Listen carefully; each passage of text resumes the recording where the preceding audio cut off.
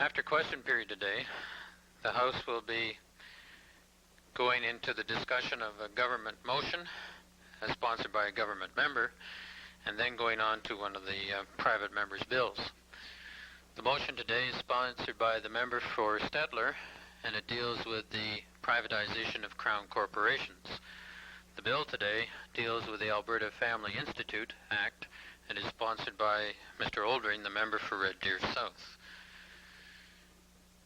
Today in our galleries we have 55 young Albertans who are here to observe the House and also to meet with MLAs from all political parties.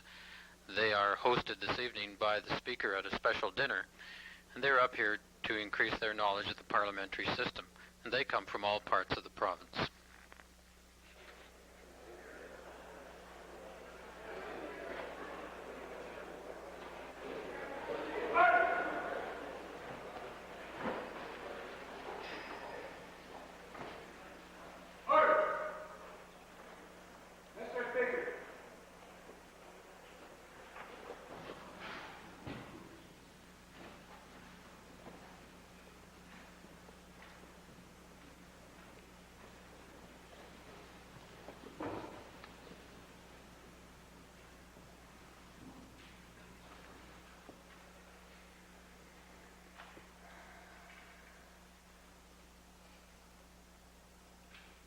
Let us pray. O Lord, grant us a daily awareness of the precious gift of life which you have given us. As members of this legislative assembly, we dedicate our lives anew to the service of our province and our country. Amen.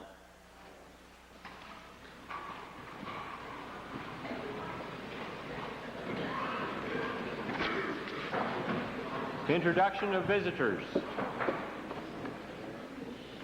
Presenting petitions. Reading and receiving petitions. Presenting reports by standing and special committees. Notices of motions. Introduction of bills. Solicitor General.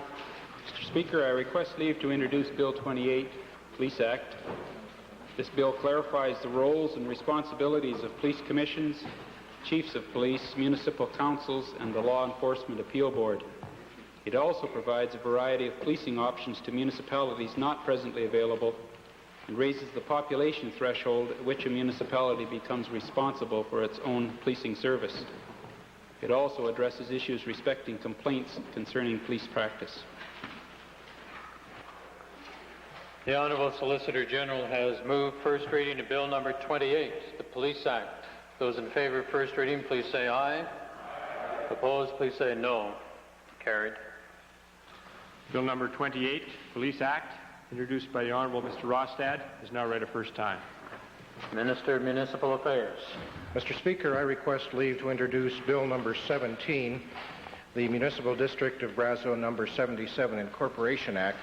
The purpose of this bill is to allow for the formation of a new municipal district in the Drayton Valley area in accordance with the wishes of the people of that area as expressed by plebiscite. The Honourable Minister of Municipal Affairs has moved first reading of Bill 17, Municipal District of Brazeau number 77 Incorporation Act. Those in favour of first reading, please say aye. Opposed, please say no. So ordered. Bill number 17, Municipal District of Brazeau number 77 Incorporation Act, introduced by the Honourable Mr. Anderson, is now read a first time. Tabling returns and reports. Minister of Economic Development and Trade. Mr. Speaker, I request leave to file for the Legislative Library 4 copies of a document entitled Alberta Business Program Guide, and copies will be made available to all members of the Assembly.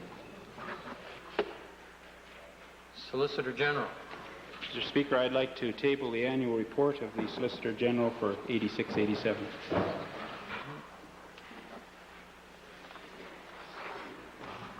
Introduction of special guests. Minister of Agriculture, followed by Environment. Mr. Speaker, it's my pleasure, sir, to introduce to you and to members of the Legislative Assembly 31 members from the Madonna Community School. They're grade 6 students, and they're accompanied by their teacher, Mary Anetlis, and parents, Mrs. Cerrone and Mrs. Edith Davison. I had an opportunity to meet with them earlier, and it's a real pleasure to welcome them, and I would ask if they would stand and receive the warm applause of the Legislative Assembly.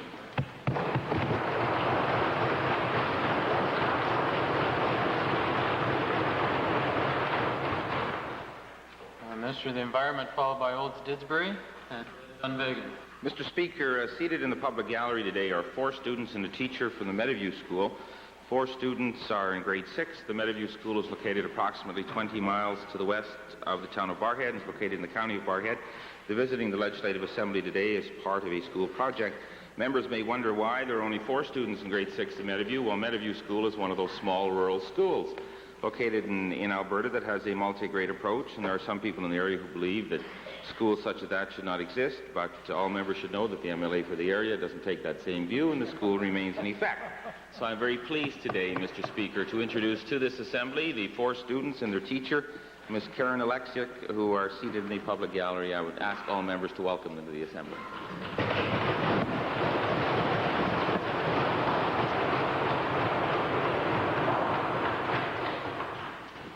Thank you, Mr. Speaker. It gives me a great deal of pleasure today to introduce to you, Mr. Speaker, and through you to the rest of the Assembly, 43 grade 10 students from the lovely town of Carstairs. These students are accompanied by their teacher, Mr. Dale Weiss, and Mrs. Caroline Brinton. And I would ask that they stand and receive the warm welcome of the Assembly.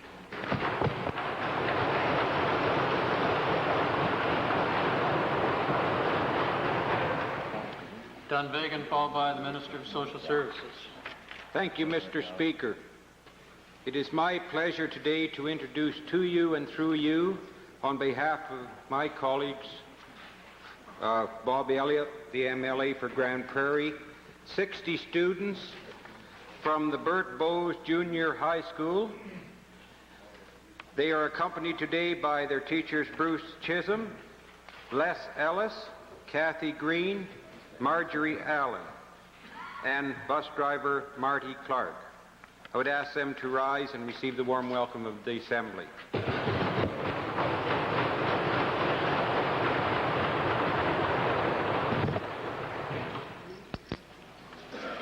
Mr. Speaker, it's a privilege for me to introduce today a very ambitious group of people and a group that I might add in the area of childcare that have been very helpful to the minister, and in terms of their organization, I'm sure have been helpful to one another in speaking to better quality childcare in Alberta. Mr. Speaker, this group has been called the Network, a very informal organization to begin with, facilitated by a lady formerly my constituent, Noreen Murphy, who now is in Calgary, unfortunately not being able to be with them today. Mr. Speaker, we've had several meetings, and we'll have another one this afternoon, and I'd like to introduce them individually and ask them to remain standing until they're all introduced. First is Patty Penner from the Calgary Regional Association. Next is Gail Millen, Southern Alberta Private Daycare Association. Kitty Brennan, Alberta Family Day Home Association. Kate Watts, Nonprofit Centers from Edmonton. Malcolm Reed, College Early Childhood Development Programs. Kathy Ramstead, Central Alberta Daycare Directors. Connie Hippie, United Childcare Association. Kathy Barnhart, Alberta Association for Young Children. Karen Charlton, Southern Regional Daycare Directors Association. John Samaska, Daycare Society of Alberta.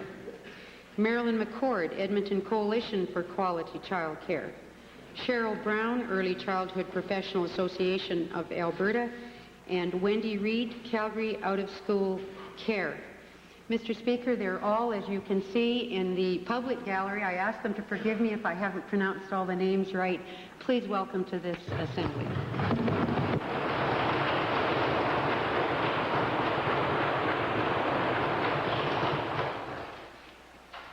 Ministerial statements.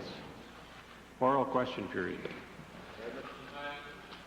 Mr. Speaker, in Alberta, local boards of health have always been very reluctant to apply user fees to their services, especially their preventive health services, and the laws in Alberta have never explicitly allowed them to apply user fees for their services. But now, Mr. Speaker, we have Bill 36, which will explicitly allow for such user fees, and including for preventive health services. My question is to the Minister of Community and Occupational Health. In allowing or setting out to allow this sort of structure for user fees, did the Minister keep in mind or take account of the fact that this is probably going to lead to greater health care costs if people are deterred from going to the very preventive services that help keep them out of hospital, keep them out of doctors' offices? Mr. Speaker, we are very mindful of that concern, and that is why we have put in the legislation authority for health units to be able to charge fees for certain services pursuant to regulations that will be drawn up prior to the proclamation of the Act.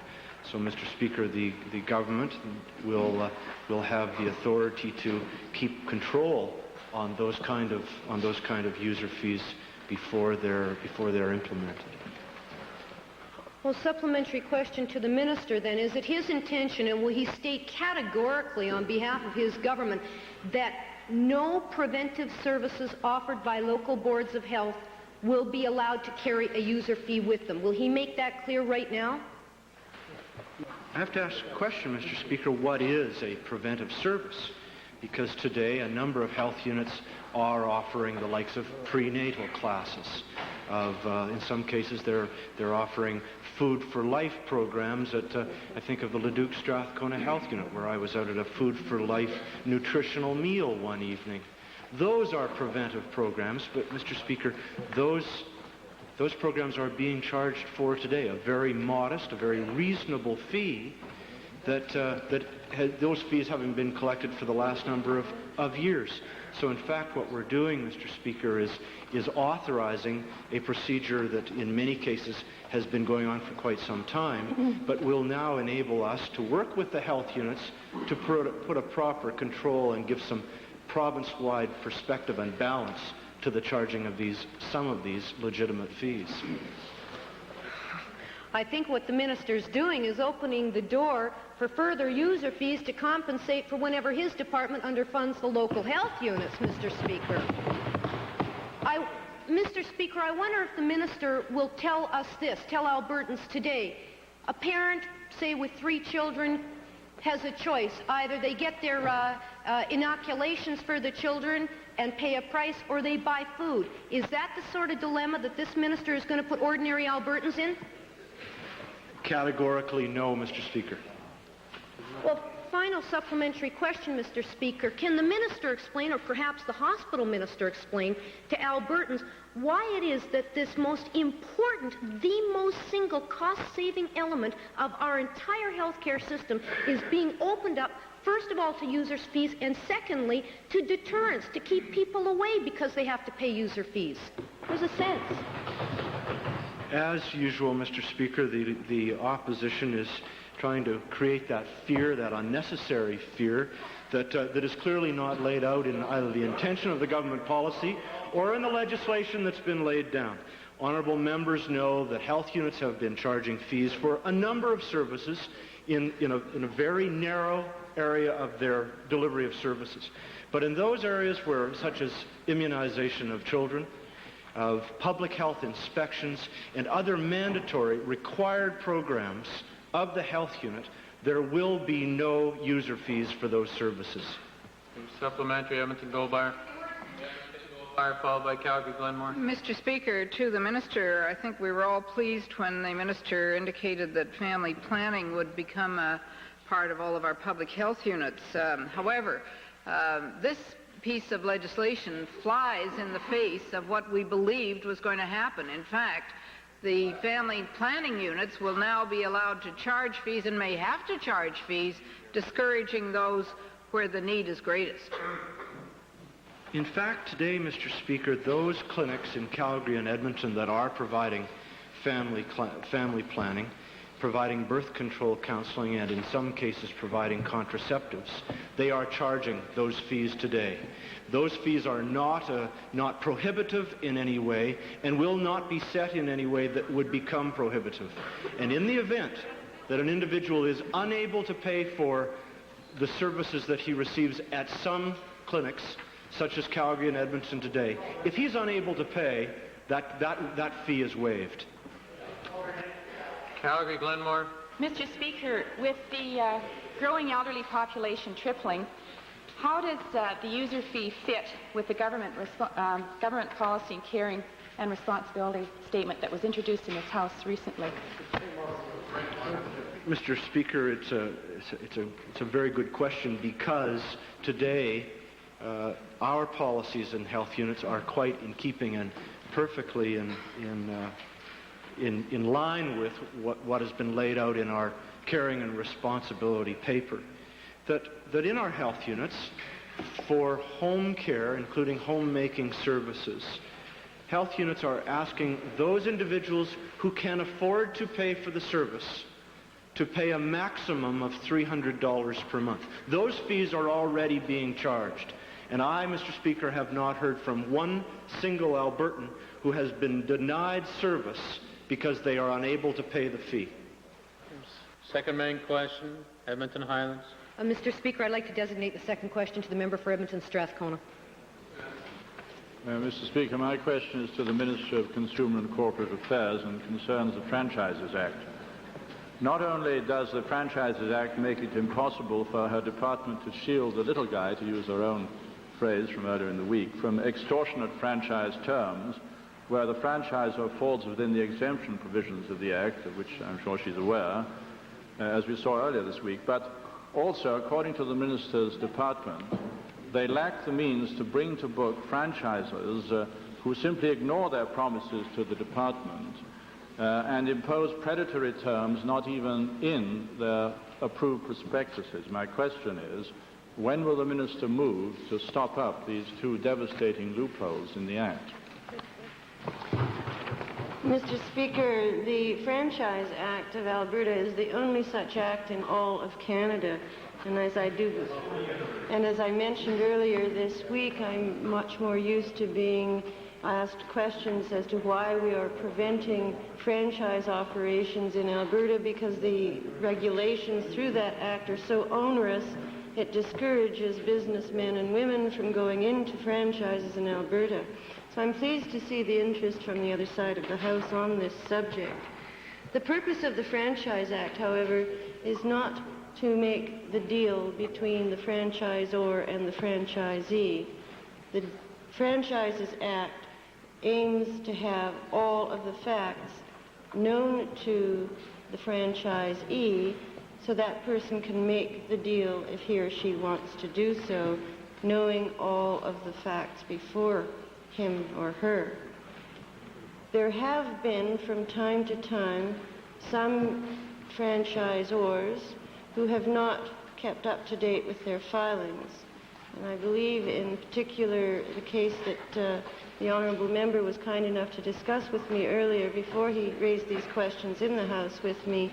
My understanding is that, in fact, there are some contractual questions between the franchisor and the franchisee that are in the courts, allegations being on both sides that there were breaches of the contract.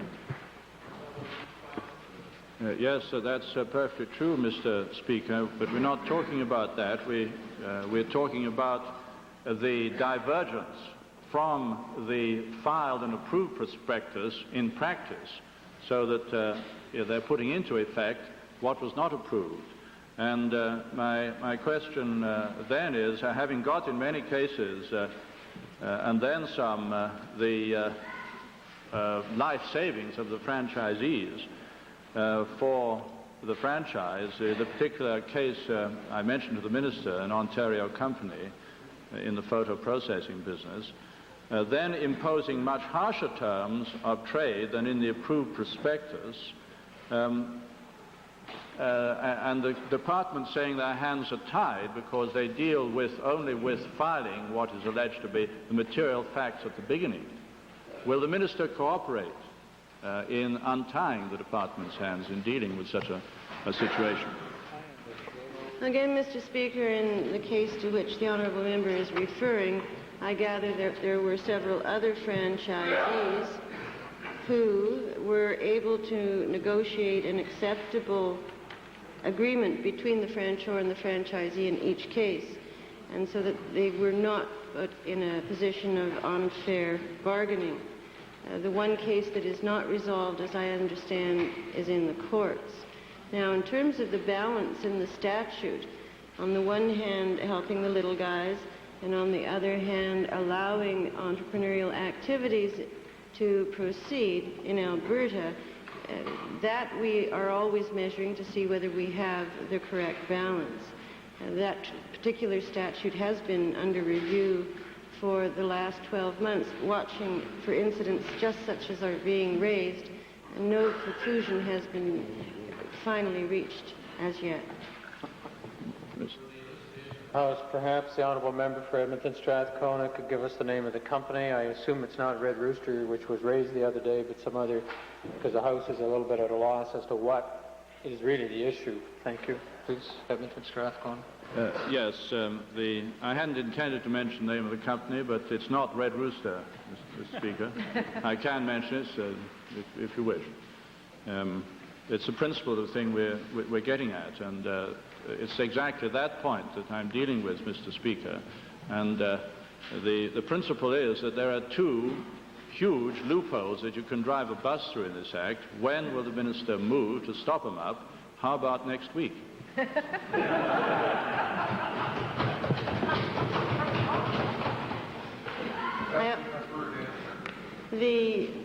The luxury of being on the other side of the House, Mr. Speaker, is that one can indulge in fantasies of dictatorship and arbitrary government.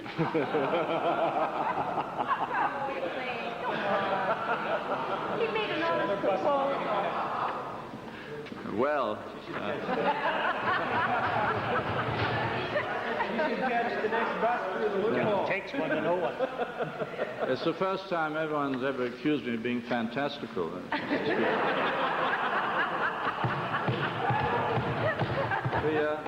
The civil remedies set out in the Act are commendable but incomplete. But complete or not, beyond the means of most franchisees to employ, given the high price of lawyers.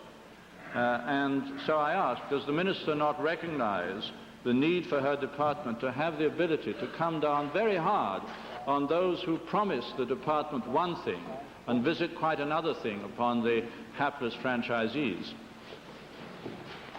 Mr. Speaker, I'm sure anyone who is addressing the honourable member on the other side would no doubt have very often said fantastic in an enthusiastic tone of voice. In answer to the question, however, there is always a balance that has to be maintained, and what the object of that statute is to ensure that the framework is in place so that the franchisee on the one hand and the franchisor on the other hand can come to a fair deal, equal bargaining power, no surprises. And of course we are looking to see whether the statute in practice provides that kind of pragmatic balance for those people in the marketplace. To Edmonton Meadowlark. It is not a luxury to the Minister. It is not a luxury for small business to be swamped by large business. Will the Minister please inform this House when concrete action will be taken to redress the imbalance that is so clear in this case between large business and small business, and will become that much more severe in light of the possibility of a free trade agreement that will allow large American corporations to move into provinces like Alberta and manipulate and usurp the livelihood of small business people in this province? Mr. Speaker, I think the assumptions with which the honourable member is dealing have somehow leapt from a small case to a universal case, and I think the logic is not following the facts of the case that we've been discussing here. Again, I say the object of the Act is to maintain that balance, and we are monitoring whether it is effective in the marketplace. In fact, of all the franchises that are in Alberta, it would appear to be supplying a good framework for them. But if I am asked a question on free trade, I always like to take the opportunity, Mr. Speaker, to point out how many of our emerging businesses, our small businessmen and women, will have 250,000 people to sell to. And my prediction would be that it would be Albertans selling into that market and taking advantage of Americans. And that is the message that I would like to leave. Westlock Sturgeon, main question. Speaker, a question today is to the Premier. It's with respect to an all-party Senate committee has published April 28th report, Mr. Speaker, entitled Financing the Family Farm.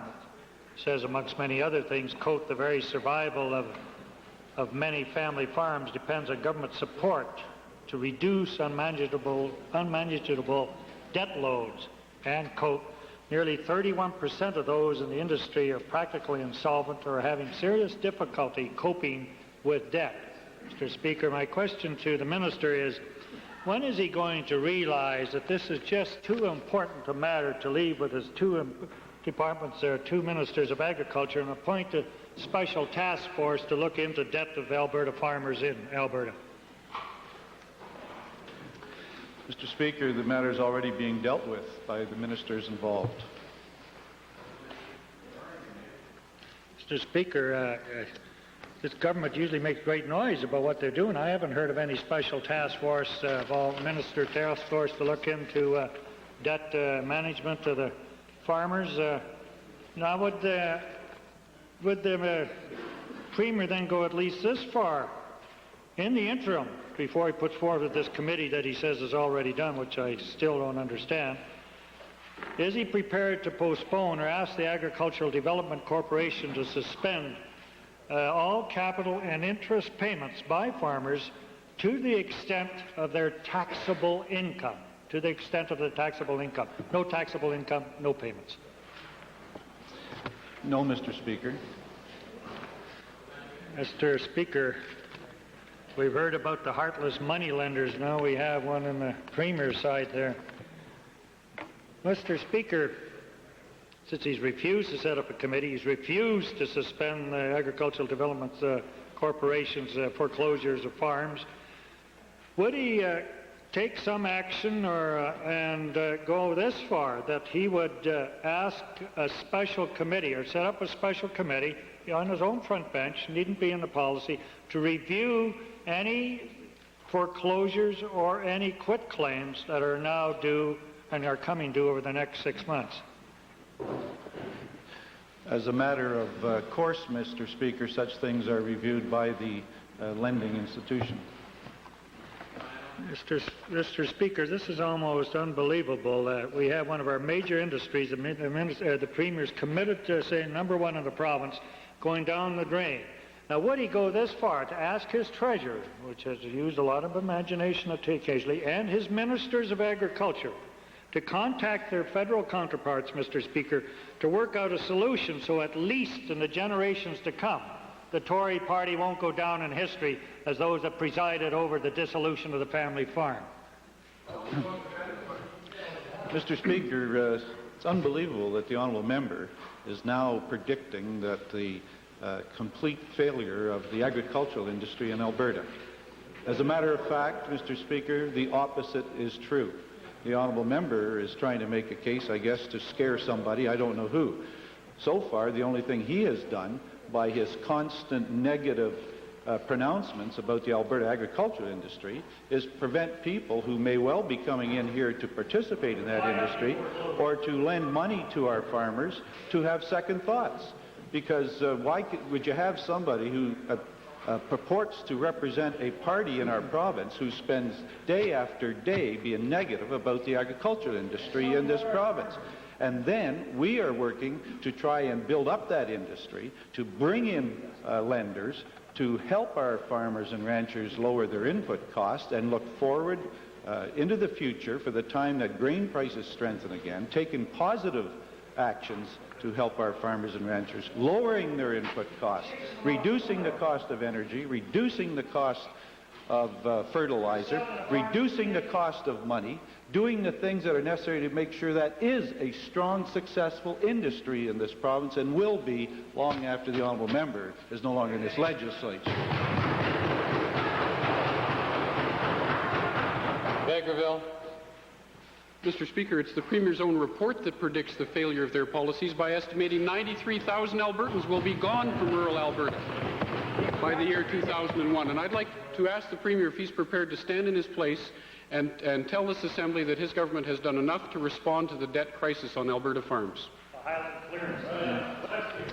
As a matter of fact, Mr. Speaker, the Honourable Associate Minister of Agriculture said that with the move she has made, and she's constantly reviewing other opportunities to assist the agriculture industry in Alberta.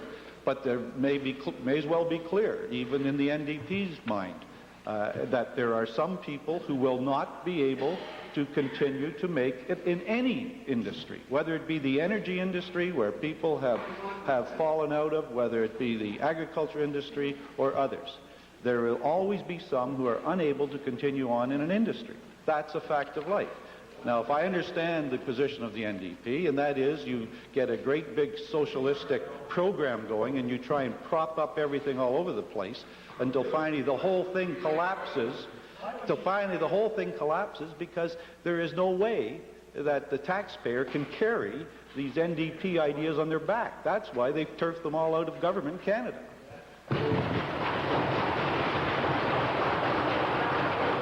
Stony Plain supplementary. Thank you, Mr. Speaker.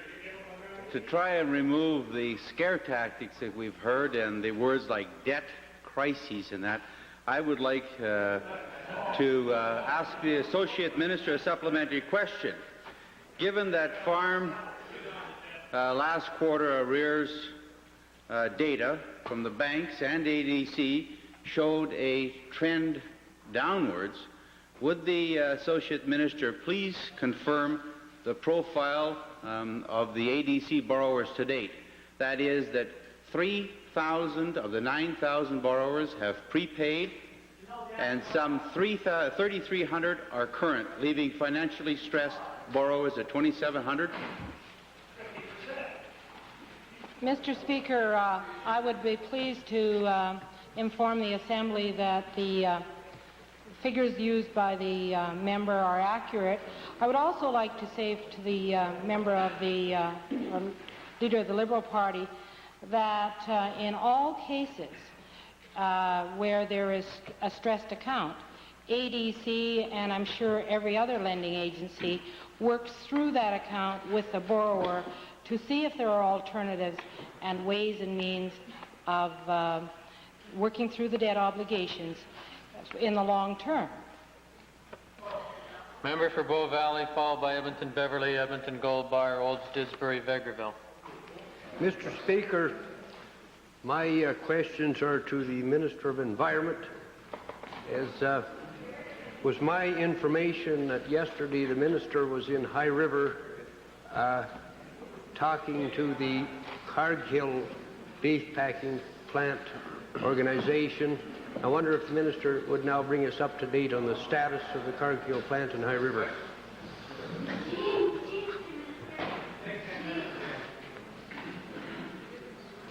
Mr. Speaker, the member from Bow Valley is correct. Yesterday I was in High River along with very dynamic MLA for Highwood, Mr. Harry Alger, and we met with Cargo Limited in the town of High River and Ducks Unlimited and others, and basically indicated that a solution had now been reached in dealing with the wastewater effluent that would be emanating from the Cargill plant, and an announcement was made that construction should begin at the Cargill plant in the month of June 1988, and a solution to the wastewater effluent problem would be in place no later than June 1, 1989, at which point in time the Cargill plant will begin the manufacture of processed beef in the province of Alberta. Well, that's great news for the beef producers in Alberta. Now, the solution to the effluent from the Cargill plant, some of the water users from the Bow downriver were concerned, and it's my understanding now, and I would ask the Minister to confirm it, that the water will not be, the effluent will not be put in the Bow River. Mr. Speaker, has been stated in the House in recent weeks. One is that there will be no effluent from Cargill being permitted to go into the Highwood River. There will be no effluent, as I indicated in the House last week in response to a question from the member from Calgary-Glenmore, that we will not permit a wastewater to emanate from Cargill into the Bow River. What has occurred is that there's been a tripartite approach that would involve Cargill, the town of High River, Ducks Unlimited, that would see the wastewater move to a lake, I guess, in southern Alberta without any water, called Frank Lake, and we would create a wetlands project, habitat enhancement project for waterfowl using the wastewater from Cargill, the town of High River, and it may very well be other municipalities in the area, because one of the other conditions of this agreement is that into the future, wastewater effluent from the town of High River will no longer be permitted to flow into the Highwood River either.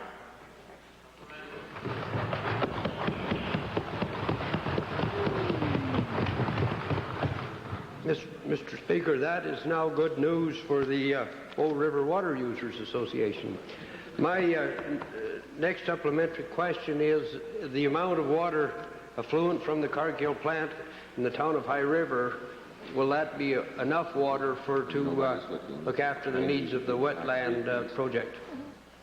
Mr. Speaker, in all likelihood that will not be the case. It's projected that at current kill limits that Cargill would originate with in June 1 of 1989, that the volume will probably be in the area of 450,000 gallons per day.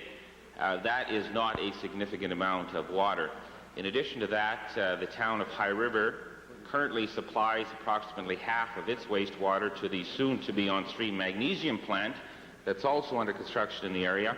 A volume of approximately 450,000 gallons per day will also flow into Frank Lake. But in addition to that, we will have to, and we have built into this project, an oversized pipeline that will allow us to take at high flow times of the year excess water that would flow through the Highwood River in the months of May and June, and there will be a deflection of water into the future into Frank Lake to ensure that we do have a sustainable water supply in Frank Lake for a wetlands for wildlife project. Final supplementary, Mr. Speaker. There's been some concern about the supply of water to Cargill, and particularly it being withdrawn from the Highwood River. Could the minister tell us what arrangement has been made for water supply to the Cargill plant? Mr. Speaker, we will not be permitting water to go from the Highwood River to the Cargill plant. The water supply for the Cargill plant will be from the wells that are currently owned, run, and managed by the town of High River, and that will be the source of the water for the Cargill plant. Supplementary, Westlock Sturgeon. Mr. Speaker, to the minister, in view of the rather aromatic solution that he has come up with to get rid of the effluent from the plant there, and the uses of water drawing down aquifers in the area, does he propose to have public hearings in the area before the final permits are concerned? Because the smell and the shortage of water are going to affect a lot more people than just the town of High River. Mr. Speaker, there will be no aroma. The process that will be used in terms of dealing with the wastewater,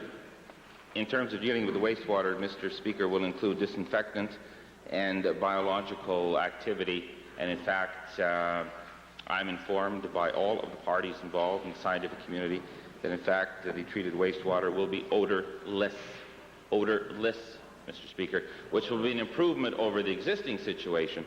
And the farmers and ranchers in the area that had an opportunity to talk to me yesterday, and I had an opportunity to talk to, indicated they were absolutely delighted with that and thought that was a magnificent environmental improvement. Edmonton Glengarry, final supplementary. Thank you, Mr. Speaker. On another aspect of aromatic politics and this deal, as a result of the government's $4 million gift to this American multinational, does this minister expect an increase in Cargill's donations to the Progressive Conservative Party? Questions out of order. Forget it. Edmonton Beverly, followed by Edmonton Goldbar.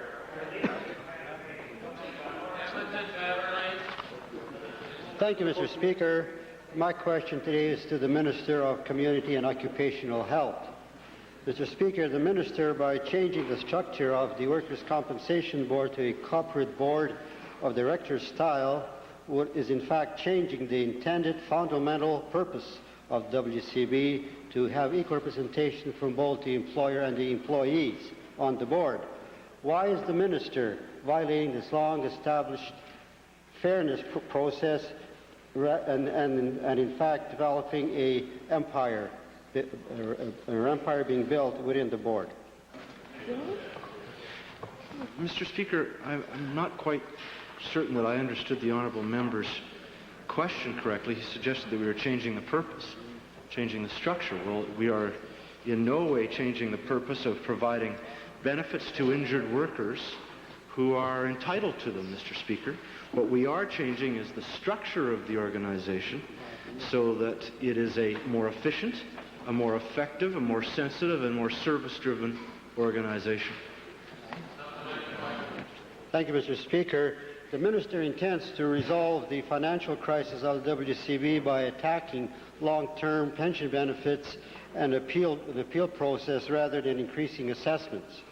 Is this another way of the government's economic policies to promote investment in the province by keeping workers' wages down? Mr. Speaker, the honourable member's suggestion is foolish. We are in no way attacking benefits. Benefits will continue to flow to individual workers who are entitled to them. And there are no changes proposed that in any way will change that.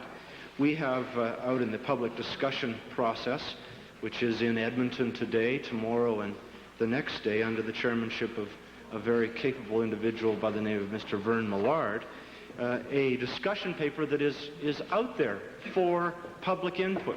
And it addresses a number of the issues, if not all of the issues, that Albertans from across the province have addressed to me over the last 24 months.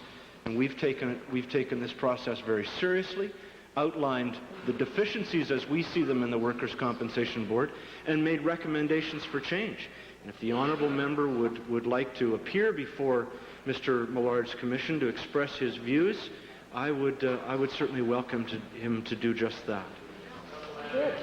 Well, Mr. Speaker, the benefits are so good in this province that we had demonstrations in front of the legislature and also people going on hunger diets in front of the legislature to make a point with the minister.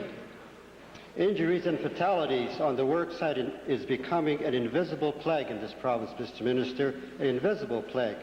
What programs and regulations will the minister introduce to reduce the frequency and severity of injuries and accidents on the work sites? Well, Mr. Speaker, we had an opportunity to discuss the programs and services provided by the Occupational Health and Safety Division of the department during the discussion of our estimates. And I'm surprised that the honourable member didn't raise this question then. But I will just mention the oil and gas industry alone, that we have in that one area alone doubled the number of inspections that have occurred this year over last year's inspection period.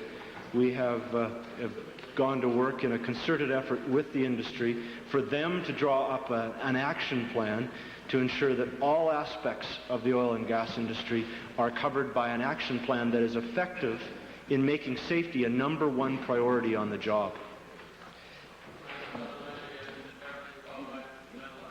Thank you, Mr. Speaker. The Shaping the Future report that the minister is so proud of cost the injured workers of Alberta some $400,000. Right. Why did the minister add insult to injury by expending WCB funds to determine how he's going to reduce injured workers' benefits? Mr. Speaker, the honourable member is suggesting that we should not change the way the Workers' Compensation Board operates. That's the bottom line of what he is saying, and we see it differently. We were not satisfied as a government with the way the Workers' Compensation Board was operating. We set out to change it. We are proposing legislative changes. We're going to change the organization, the structure of the organization, and we have put out a discussion paper that gives our vision, our recommendation for making changes so that it is a more effective and efficient organization for the good of Alberta workers and employers. Edmonton Meadowlark.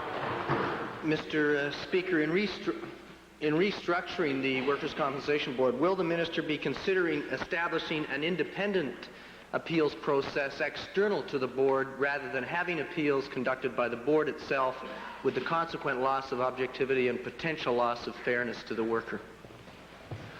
Mr. Speaker, the structure that we have proposed is to separate the administrative and management function from the appeals function.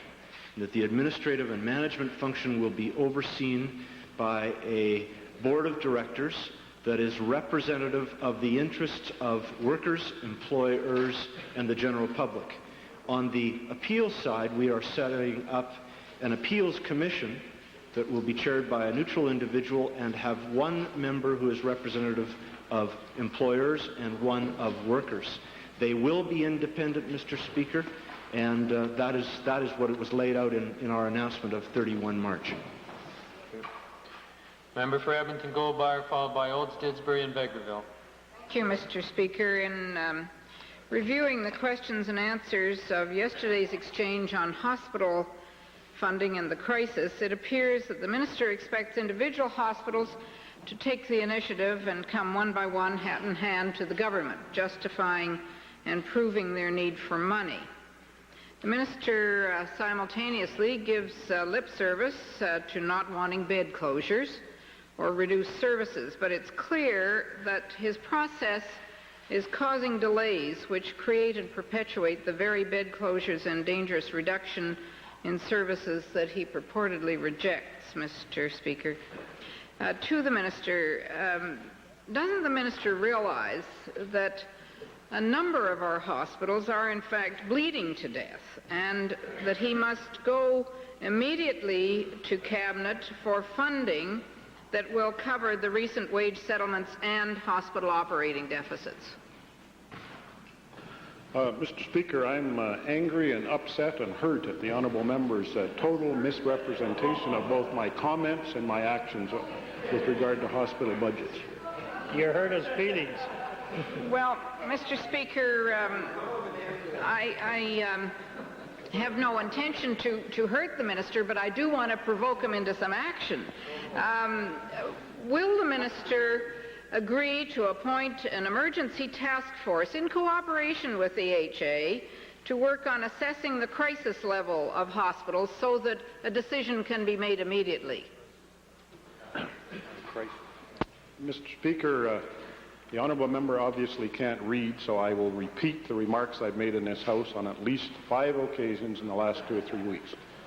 We are presently assessing with each hospital the budget that they have and the ability within that budget to provide services without reducing any services they now provide and without closing beds. In the event that hospital boards, collectively, all of them or individually, tell us that there's no way, after looking at all of the avenues that exist, no way to reduce their budget so that they can accommodate the non-closure of beds and no reduction of services, then we will look at providing some additional funds. The honourable member knows full well that until very recently there was only 1 out of 5 unions that the hospitals deal with where there had been a settlement. That was the United Nurses of Alberta, or the registered nurses under 2 different unions, I guess. With respect to a couple of others, including the registered nurses assistants, those settlements just come in very, very recently. We still don't know what some of the additional costs will be. Now, that is the story. When we have those costs, when we determine whether or not the budget that's been provided is adequate for the boards, and if it isn't, then we will have a look at providing more money. Now, is it absolutely clear, Mr. Speaker, to the honourable member that she's understood that? Mr. Speaker, it's clear that the delays are causing a lot of anxiety and great difficulty in our communities. Mr. Speaker, to the minister, the minister speaks about hospitals getting together and has indicated to this House that he supports that kind of coordination. What initiatives has the minister himself taken to bring about that kind of coordination, an action which would probably save costs, certainly save time, and likely save lives? Is the honourable member referring to hospitals working together on joint hospital programs, Mr. Speaker. Mr. Speaker, the minister just seconds ago indicated that. Mr. Speaker, my last supplementary is it the government's intention at this point in time to rationalize the system, as his former deputy has indicated and recommended, through the development of regional hospital boards, which would be a cost-saving device and make the system far more efficient? Well, Mr. Speaker, for the honourable member's information, I can provide several examples where, over the course of the last 2 years, hospital boards have cooperated fully with one another in order to make the system much more efficient, and cooperated fully with our government. And let me give the first example as one that's very close to the constituency which he represents.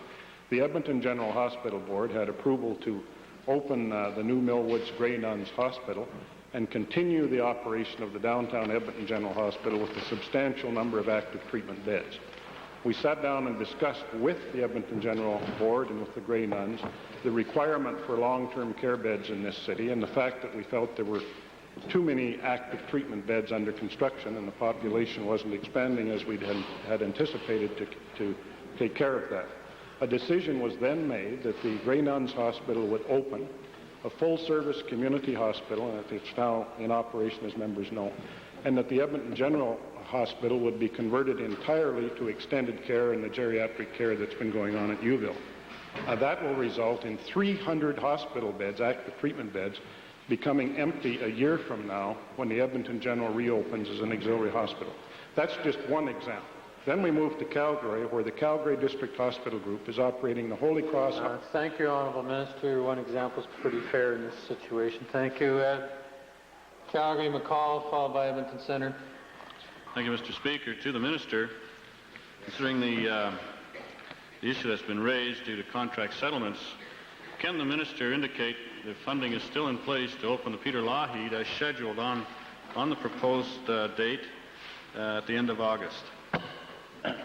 My understanding, Mr. Speaker, is that the opening date of the Peter Lougheed Hospital, which will be operated by the Calgary General Hospital Board as part of the Calgary General Hospital Group, with the operation being one hospital on two sites. In fact, the Peter Lougheed Hospital will be called the Peter Lougheed Centre, as I understand it. The tentative date for opening of that hospital is the 5th of August for the official opening. And my understanding is that they would expect to have patients going in the hospital shortly thereafter.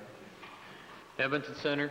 Mr. Speaker, in December of 1986, the minister said that it was his intention to decrease the number of acute care beds from the current 7 or 8 per 1,000 Albertans down to 4 or 5 active treatment beds per 1,000 Albertans. Is it the minister's proposal to get this reduction in the number of beds by decreasing the operating funds of hospitals as he's currently doing? Mr. Speaker, in November of 1987, I indicated to the Alberta Hospital Association annual meeting that we had changed our bed planning guidelines for planning purposes from 5.5 acute care beds per 1,000 population down to 4 beds per 1,000 population. I indicated as well that I thought with additional outpatient surgery, with the faster turnaround in terms of the length of time that people stay in hospital, and also the additional new equipment that we might be bringing on stream, that we could probably reduce in years to come even below 4 beds. An example would be the lithotripsy machines we just announced a few weeks ago that reduce a great deal the length of time that patients would stay in hospital for certain kinds of medical problems. So the present planning guideline is 4 beds per 1,000. We're above that. I believe we're across the province in the order of about 5 beds per 1,000 right now. And we will be moving to reduce that by, when we rebuild facilities, particularly in some of these smaller rural communities, we usually reduce the number of active treatment beds, increase the number of long-term care beds, and add substantially to the emergency outpatient capability. That's a trend in medicine that the honourable member would be well advised to look at. Member for Old Didsbury. Member for Vegreville. Thank you, Mr. Speaker. Albertans who recognize the regional economic development, environmental and agricultural... Time for question period has ended. Might we have unanimous consent to get on with this series of questions? Opposed? Vegreville. Thank you, Mr. Speaker. Albertans who recognize the regional economic development, environmental and agricultural diversification opportunities of an ethanol industry are puzzled by the Minister of Agriculture standing up in this Assembly day after day and glossing over the multi-million-dollar errors contained in his ethanol reports, while at the same time trying to convince us that ethanol is not a viable industry. Now, Mr. Speaker, errors can be corrected, and hopefully will be corrected, but the greater concern is the very negative and biased approach the reports take to ethanol's ability to compete with the oil industry, the industry that pays his party's political bills. That's right. And I'd like to ask the Minister if he can explain why these reports ignore ethanol's most important new market opportunity as an octane source in premium gasoline. Has a familiar ring to having been asked in the last 2 days, Honourable Member. On octane, yes.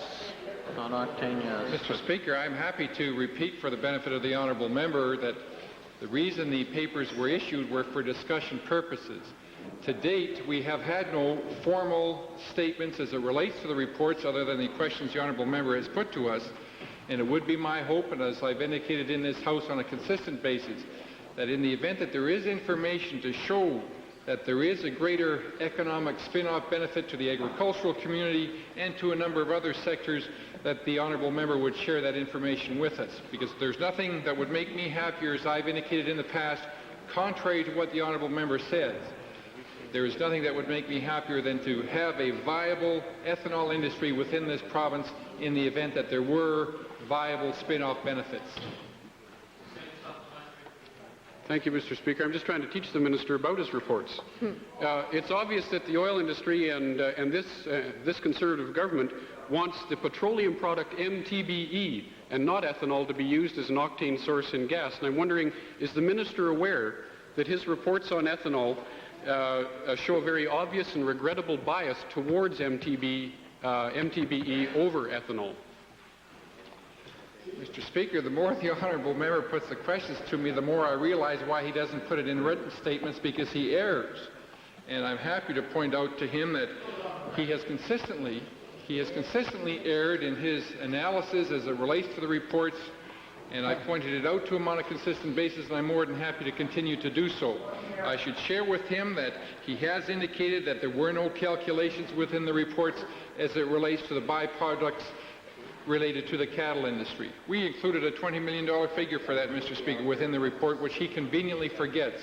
Mr. Speaker, I can go through a litany of errors as to what he's indicated to us, but I would hope so that we can give serious analyzation to his input, because I wish to give serious consideration to his thoughts, because if there is any way that we can make this a viable industry, we would like to do so, that he would put it together in a fairly complete text so that we can give it the examination it merits. And I would also ask the Honourable Minister for the Economic Development to supplement this. No, thank you. The House's time is being extended, I think, more than graciously. Supplementary, Vegreville. You spared us all, Mr. Speaker. Will the Minister now admit that to base public meetings on these negative, biased and error-filled reports is an insult to the intelligence of farmers whose advice he should have asked for before hiring a bunch of so-called experts? Mr. Speaker, again, the Honourable Member is distorting what I've indicated in the past, and I'm happy to bring it to light again that that is not the purpose of these meetings. The purpose of the meetings is so that we can have a cross-flow of information. And I'm looking forward to those meetings being held after seating is completed so that we can have the benefit of valued input. And I'm hopeful that it'll be a heck of a lot more beneficial than the input we're getting from the Honourable Member for Vegreville. In other words, he wants farmers to correct his mistakes. I'd like to ask the Minister, is he saying that there is not an obvious bias contained in these reports towards MTBE over ethanol? Mr. Speaker, I've answered that before, but I am going to ask the Honourable Minister of Economic Development to supplement it. Well,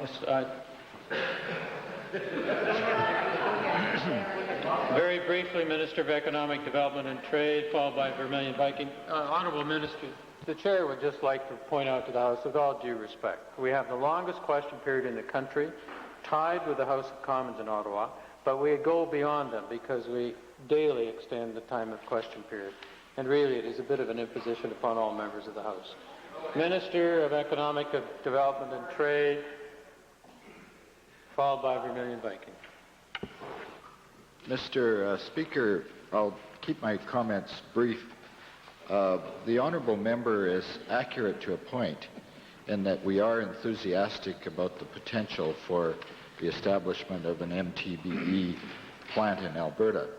And I'm sure that most members of the Assembly share that view.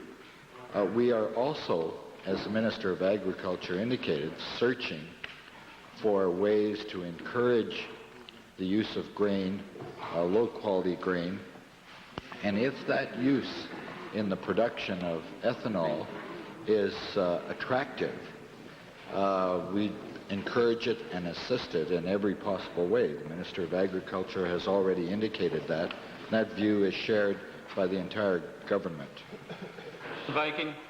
Yes, to the Minister of Agriculture, given that it would take some 13 million head in feedlots in the province of Alberta to consume the byproduct put up by ethanol industries or indicated by ethanol industries, could you give an indication of how many years it would take to develop a 13 million head feedlot production in this province?